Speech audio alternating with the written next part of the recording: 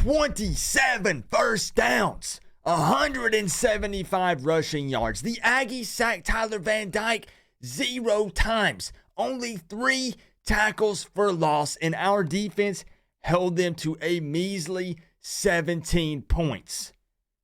If you were to give me that information, that specific set of information and that info only, and you wanted me to guess who won that football game, I would have guessed the Miami Hurricanes. I would have said the Miami Hurricanes.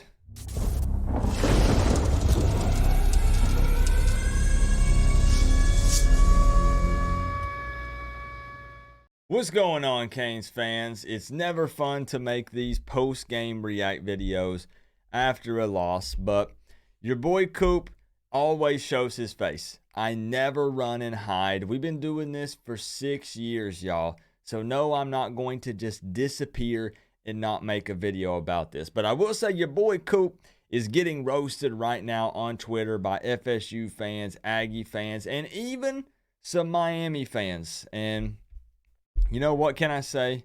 I totally get it. Everybody's mad and upset. Well, except for the Aggie fans. They're excited.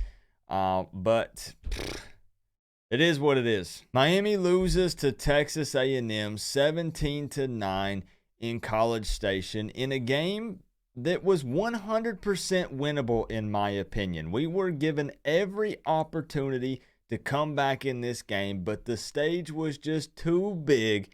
And to be honest, we didn't help ourselves at all. And no, I'm not coming on here to make excuses, but this game was in fact winnable. It really was. So in this initial post-game reaction video, I want to take just a few moments and discuss some of the big negatives that I saw in this game, but also try to look closely and pull some positives from it as well. But just keep in mind that we'll continue to discuss the details of this game more in depth throughout the week. This is just a quick initial video. But I do want to add one quick disclaimer before we dive into this. If you are one of the Miami fans that truly believes, I'm not talking about playful trolling, guys, because I love that. That's fun.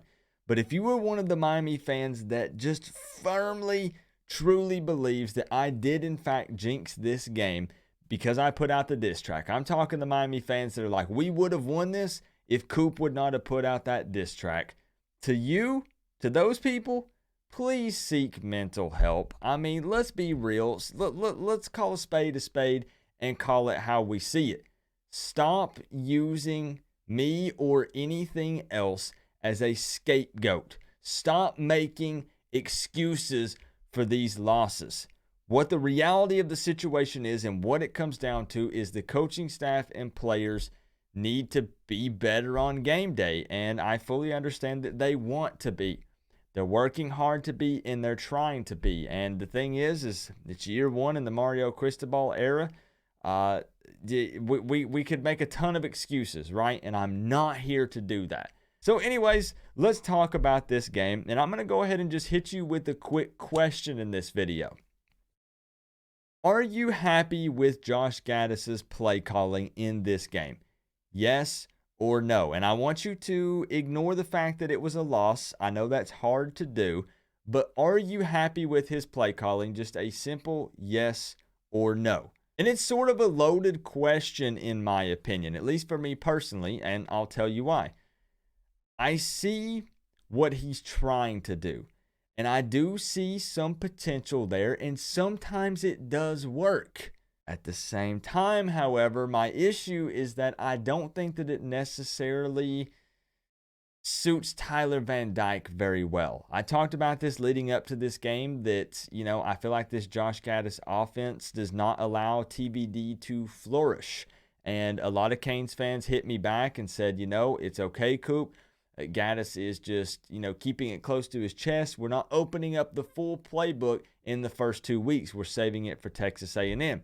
And maybe we did see some small differences this week in this game, but overall it was also a lot of the same. And my issue here is that Gaddis has been saying that he was going to build this offense around the strengths of our specific player personnel. and that it wasn't going to be just exactly what he did at Michigan. Of course, as a coach, he's going to evaluate our players and build this offense based around them. And at this point in time, it doesn't really seem like that to me. We had 4 red zone opportunities tonight, a total of 4. And we walked away with 0 touchdowns. Heck, we didn't even take a shot in the end zone. 4 red zone opportunities, 0 touchdowns. That's a problem. It all just seems a little too conservative to me. But again, at the same time, I do recognize that, we're kind of just used to seeing more up-tempo, pass-heavy offense in college football these days. And, maybe that's just not what we're trying to do. And we did run the ball effectively at times. So like I said, I do see the potential, and I understand the idea of what he's trying to do. But it also doesn't help that TVD did just seem off again tonight. Again, he's not really met those Heisman standards in the first 2 weeks, but he did just seem a little off tonight. And when he was actually playing well, he didn't get a whole lot of help from the wide receivers. So I feel like that there's just, man, I'm going to be blunt. I didn't realize we were going to miss Xavier Restrepo this much. Like, I know that X is that dude, but at the same time, you've also got to have that same chemistry with multiple guys in that room. And I just wasn't getting that feeling tonight. There really just wasn't that chemistry with TVD and a lot of those other guys in that position group. But going back to talking about Gaddis, again, I'll sum it up by saying this. I don't think that the play calling was terrible all night long. Not all of it. But I will say that the red zone play calling was absolutely terrible. It was atrocious. It just really sucks because I feel like we beat ourselves again. And it's something that I feel like we have consistently done year in and year out. It's like we can't escape it. It's like we're cursed or something, man. We are our own biggest enemy. And I spent the entire offseason preaching about that. That's something that we have to overcome because we've dealt with it for so long. And unfortunately, once again tonight, it reared its ugly head. I can honestly, confidently sit here and say that I don't feel like we lost to a better team tonight. I truly do not believe that the Aggies are that good. I honestly don't. And man, oh man, did special teams struggle tonight. I mean, where do I even begin? I mean, 3 missed field goals, a muffed punt early in the game, which the Aggies ended up recovering. That was just an absolute disaster. And then late in the game in the 4th, we have an opportunity and Headley pins them deep. I mean, it literally lands at the 1-yard line. But then we end up having to repump because we get a penalty on that play. So, oh my gosh, what are we going to do? We finally had an opportunity to flip the field, pin them deep, and then Headley comes out and somehow by a Christmas miracle sends another punt up and they end up fumbling it. But you know what? We can't recover it. I also feel like there were some questionable coaching decisions late in the game in that 4th quarter. I mean, at one point, we already harped on Josh Gaddis' play calling, but I think it was like 3rd and 24.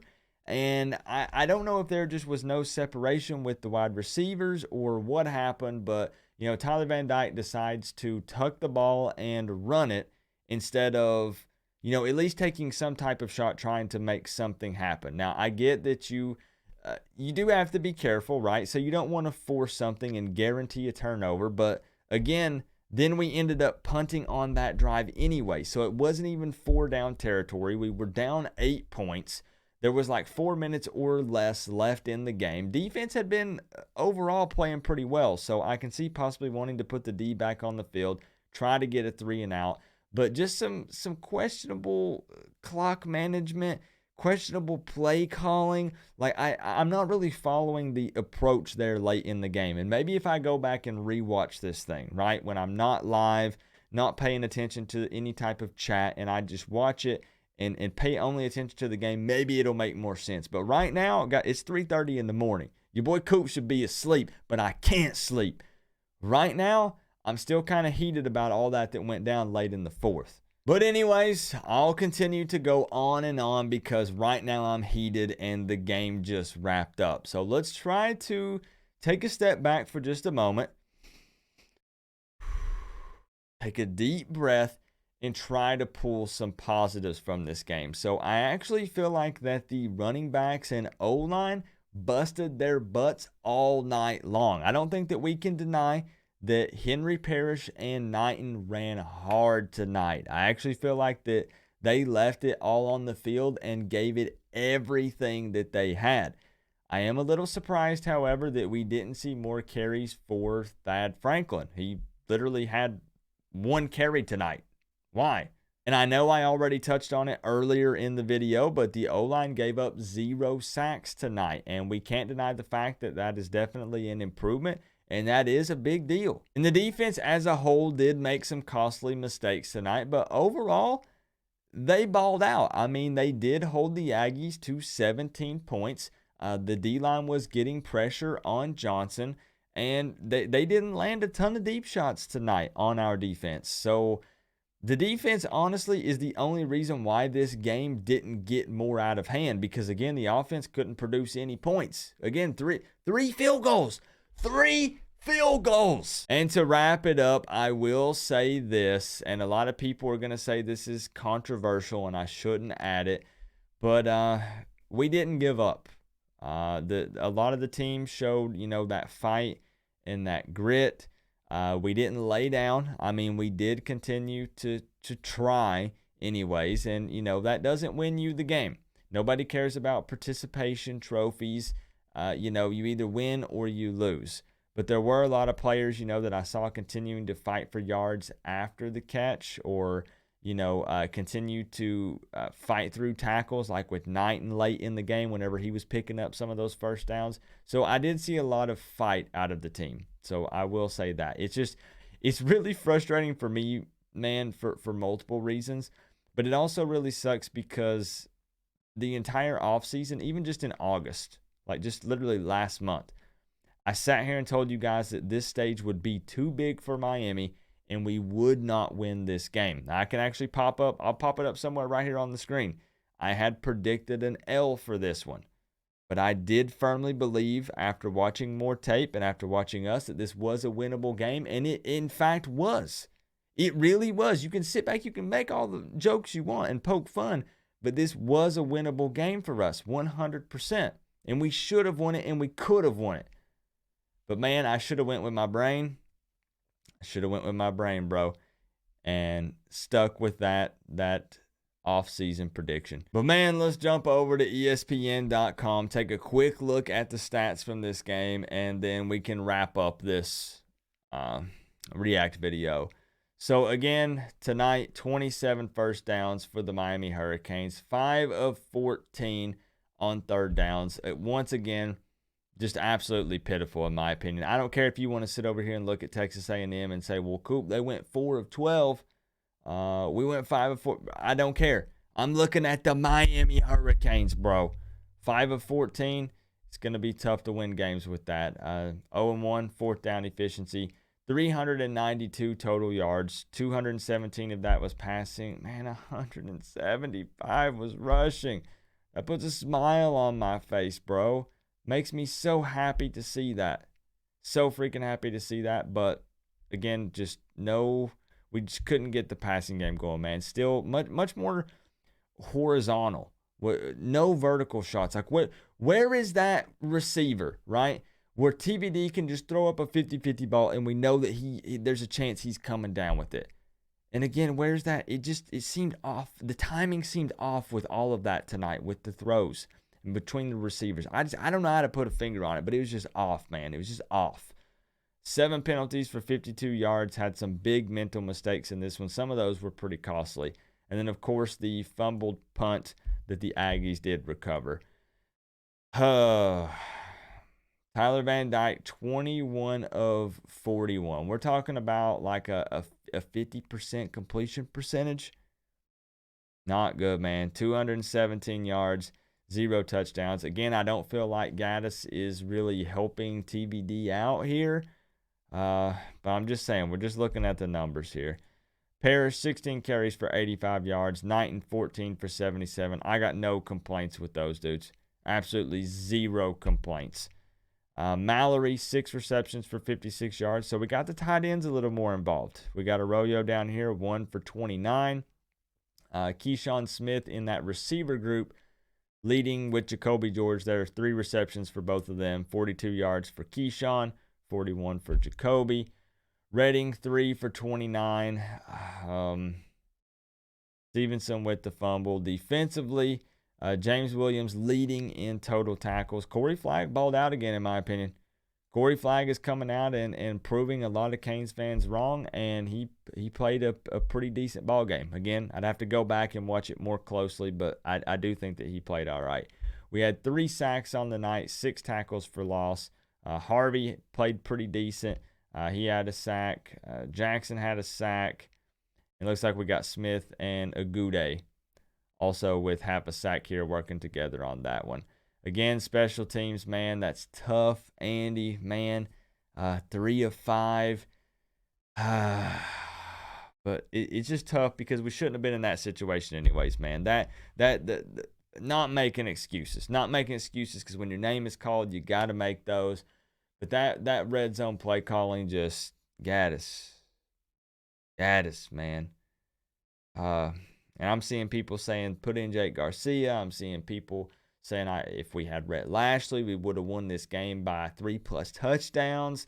Like, we're going to have to talk about this game more in depth, guys. We're going to have to talk about it more in depth throughout the week. I have too many things going on in my head right now. It's almost 4 o'clock in the morning. Winnable. That's all I'm going to end this on. 100%, this game was winnable. We had more than enough chances to get back in it, and all we could muster was field goals and nothing more. And that's absolutely pitiful, and that's not Miami Hurricanes football. Regardless of putting 15 to 20 years worth of expectations in Mario Cristobal's lap, these things are going to take time. And I am one of the YouTubers, one of the Miami Hurricanes content creators that has been pushing that. It is going to take time. But what we saw tonight offensively was not Miami Hurricanes football, and it's definitely got to be better. Leave your thoughts down in the comment section below. You're more than welcome to vent, voice your opinion. Again, it's all out of love for this team, and it's constructive criticism because we want to be better. Just keep that in mind, right? So you can voice your opinion, say whatever you want. It's just fine.